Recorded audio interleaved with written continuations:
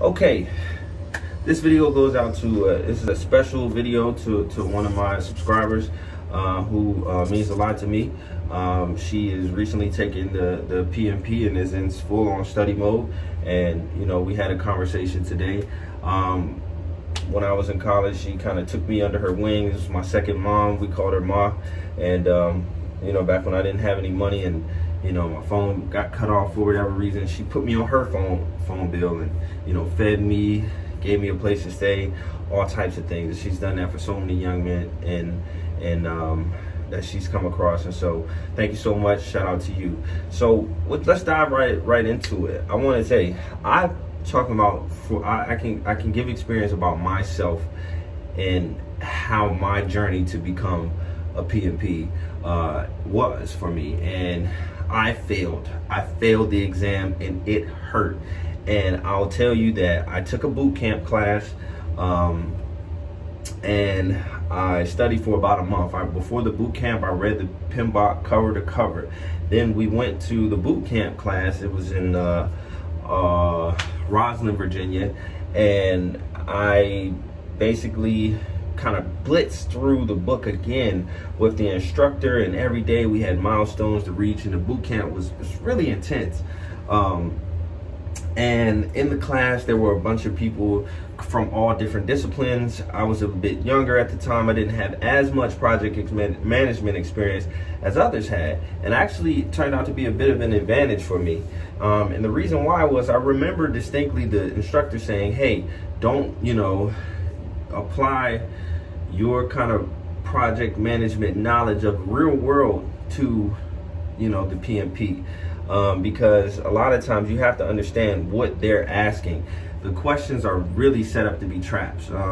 They're just saying what should the project manager do? What's the best decision to make for the stakeholder?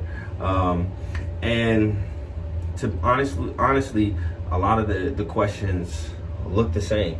So again, check my previous video. You want to really have a thorough understanding of the 10 knowledge areas and the 46 processes, and 46 or 49, I don't know. See, it's been a while, but you want to have check that video, and what you need to do is map each question to one knowledge area. And then with under that process, you can't remember all the ITOs. It's impossible. It's so many combinations. But if you can get the pinpoint of this one knowledge area, okay, we know that they're talking about, you know, we know that they're talking about stakeholders, right? Stakeholder project management. And then we know that they're talking about, you know, identifying stakeholders. Okay, within here, there are probably two other answers in here that have nothing to do with those projects. More than likely, you can, and then I think, I'm not sure if it's still this way, but I know you could right click on, and it would strike through the actual answers, which was really helpful on the exam for me. Every single question, I got it down to 50-50. No matter what it was, if I knew it or not, I would read through the entire question at least once. And the questions are so long. It takes so long to read. I feel like I didn't have enough time to take the exam because I found myself reading questions over and over, and then I found myself rushing and things like that. So yeah, I'm a bit rambling a bit, but moral of the story is the first time I failed it, and I had prepared so hard. Like I said, I went to a boot camp. I paid for a boot camp. I paid for the exam, and I didn't really have the money at the time. It was something that I was doing because I needed more opportunities, and so I lost that money, and it hurt. And actually, for myself, I didn't go back and take it right away because I was so distraught. It wasn't until my cousin, who's younger than me, actually went and got the PMP, and then she was just kind of throwing it in my face, bragging it, not in a really bad way. We were just like kind of in a joke way.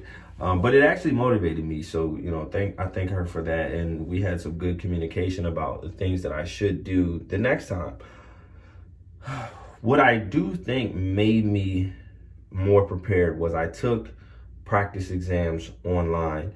And so I done some research recently when I was talking to Ma, as I call her, and I did not see a whole lot of exams out there. Now I have some PDF versions that I have of exams, but one thing that I was able to create when I studied for my CEH was this kind of new, it's like a PowerPoint, but it's like a red light, green light. It's a really great memorization tool and study tool. So what I'll try to do over the next couple weeks is to compile those PDF versions of the questions into more of a PowerPoint tool or an actual online exam. So I'll work on putting that content together for you.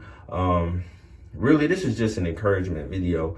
I don't have a whole bunch of tips in here at the moment about, the PMP, and this is not a technical video. So if you're kind of looking for a little bit more technicality, they'll be coming in some more videos, but I just wanted to just kind of hop in front of the camera and just tell you that it's okay, and just give you permission to fail. And even if you've already failed, just understand that you're not the only one. And I've gone on to get 5 other certifications, and still to this day, that PMP examination was the hardest exam I've ever taken in my life. It even probably trumped my comprehensive exam for my MBA program.